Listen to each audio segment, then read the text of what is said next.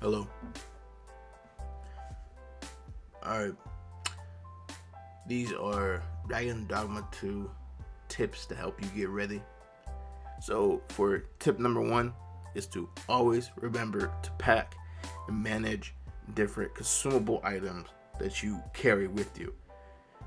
So these consumable items are stuff like healing potions, potions to cure certain debuffs, and different various plants and foods that could give you buffs or recover stamina. So always remember to read the description of any given item that you could consume to understand what they do. So some potions might give you back stamina, give you a certain buff like increasing your health, or they may heal you from extra health, like recovering your health, or they may cure you from a certain debuff, like blindness or silencing. So what blindness basically does is, well, it's in the name, it prevents you from being able to see, and that it actually is a debuff in the game. Is it going to be the second game? I don't know. But then there's silencing, and that prevents you from casting abilities. So these are just examples of things that you might want to bring your potions for, right?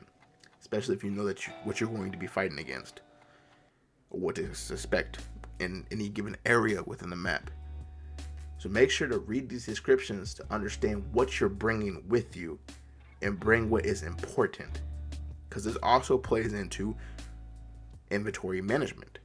Inventory management is basically understanding what different weight levels there are and how to avoid becoming too heavy.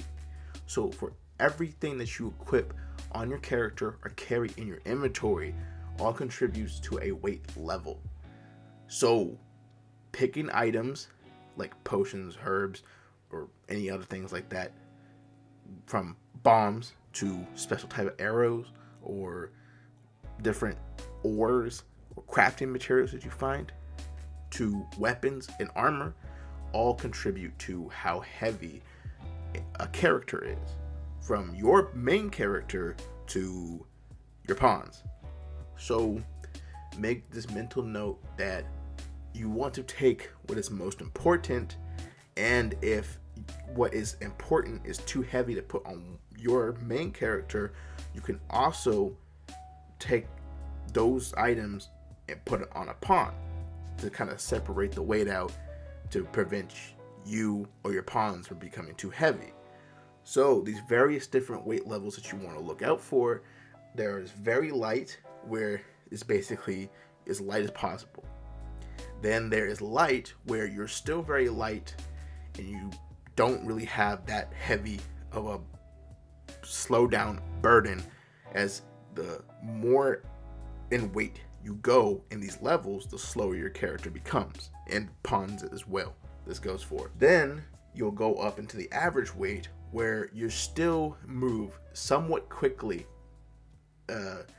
in comparison to your normal walking speed or running speed, but you notice that you do get slower to getting to the point where you're heavy, and then very heavy, and you're slower and slower to being overweight.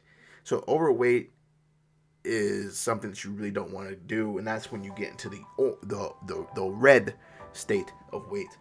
The red state of weight is where this is the point where you really might want to consider moving stuff to your pawn, and this is something that can also happen pretty easily the more you explore without going to a town to put stuff into storage or a bank or whatever, right?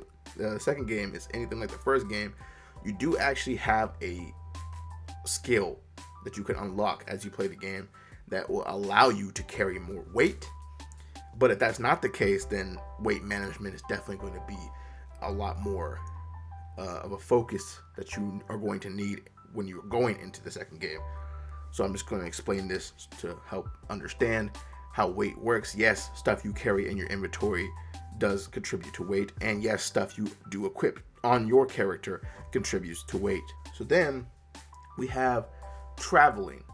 So in the second game, Dragon's Dogma 2, there's going to be different modes of transportation. So you can go on foot, like the old-fashioned way, and walk around, and who knows, there might be other ways to travel around the world. And then there's also going to be a wagon system where you can actually get into wagons and, you know, they'll take you to other places. But of course, your wagon can also get attacked, kind of feeding into the randomness of the world, as there are random encounters that can happen. And this also happens traveling via wagon. So keep that in mind. Now, another thing I want to touch on in traversal is the way crystals, or the way shine crystals, or whatever they're basically like your fast travel points, basically.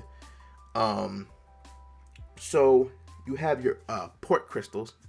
I just remembered they're called port crystals, and how they worked in the first game might not be how they work in the second game, but basically, if it is the same, you would find these very rare crystals where you could pick them up, take them to a location, any location that you want, place them down, and then if you had this stone called a fairy stone, which is also another rare item, you would be able to use that item, and it would allow you to teleport to any of those crystals that you put down.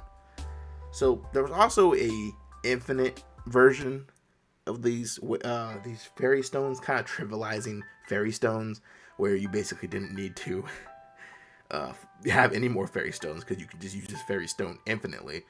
I'm unsure if it's going to make a return within the second game. It would be nice if it did, but who knows. So then we get to the pawns, and there's two different types of pawns. There's your main pawn, and this is also the pawn that you create and customize. You can control the height, the size, and the weight of your pawn, as well as what vocation, which is basically class that your pawn uses, and what different skills your pawn uses from any given class that you have equipped to them. You also are responsible in what armor and what items your pawn has access to.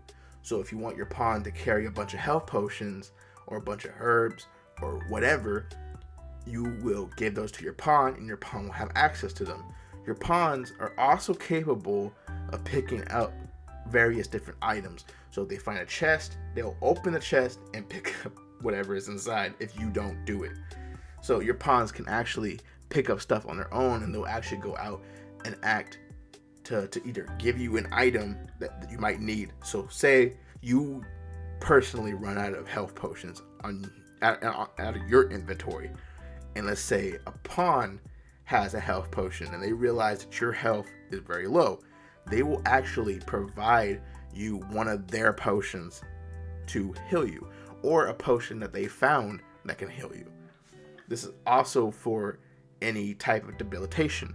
So if you have like petrification on, and what petrification does, well, it petrifies you. If you couldn't tell, your pawn might give you a petrification potion if the pawn has a petrification potion within their inventory, so they can kind of help you out in that way as well. Another thing is for pawns, and this goes for all pawns, if they get downed, you do have the opportunity to actually revive them or pick them up before they completely die. Right? This is also making a return in the second game. So then the second type of pawns, and these are pawns that you're a little less responsible for, because these pawns are usually responsible. These pawns are other people's pawns, so other people are actually responsible for what these pawns have equipped and what they use and etc. Right? So each of these pawns that you can hire from other players, they basically have like a resume tied to them, and as you are gonna hire them, you can figure out what vocation they are, what different skills they have equipped, and if they're going to be good for your team or not, which can all determine whether or not you actually want to hire them, right? Because a big part of Dragon's Dogma is understanding the synergy of your teammates. How well are your teammates going to play well together, or what does your team need to be more successful in the upcoming adventure? So those are things that you might want to think about when you're hiring pawns. And also, do take the time to look at what those pawns have in terms of abilities and what vocation they are and what would be good to bring on your team, or who would be good to bring on your team.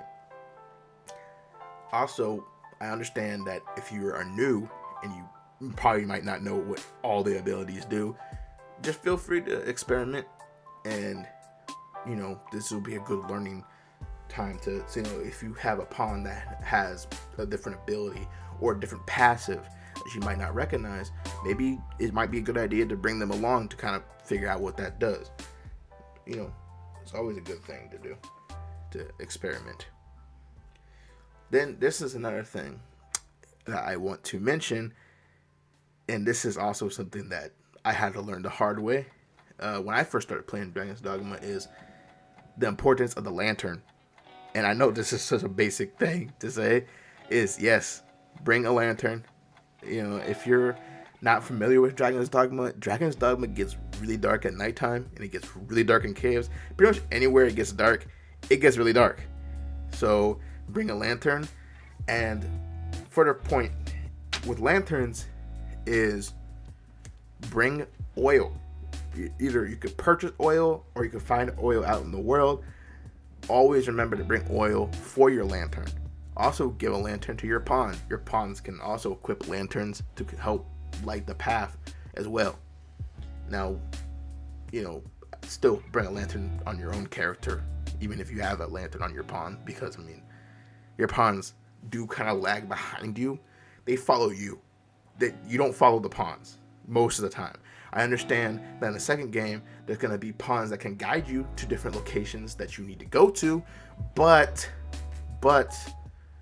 for the most part, your pawns that you have on your team follow you. So you're leading the way, bring a lantern. Right? Vocations are basically different classes. All I'm going to say on vocations is just whatever vocation you're interested in, or if you don't yet have a vocation that you feel like you're interested in, I do recommend watching the showcase videos that showcase all the different vocations that are in the game, to kind of get an idea of what you might want to use,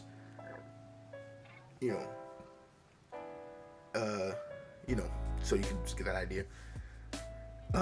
But my recommendation is use what you're comfortable with or use what you're interested in. Dragon's Dogma, I feel like, is a game that really does try to make each class feel fun and unique.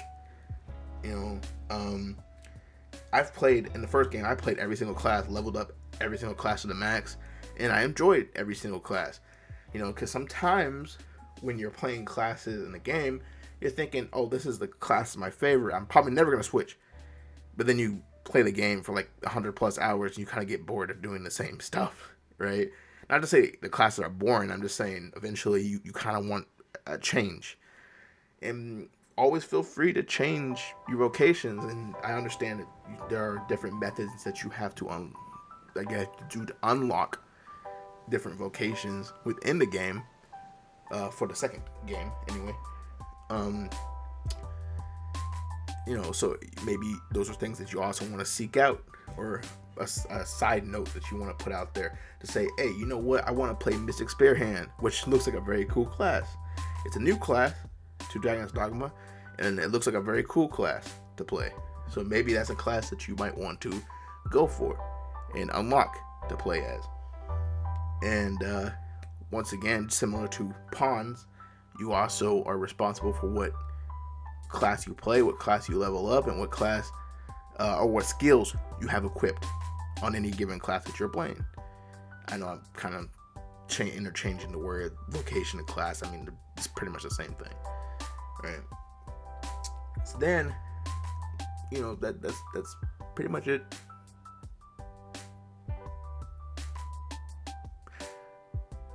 See ya.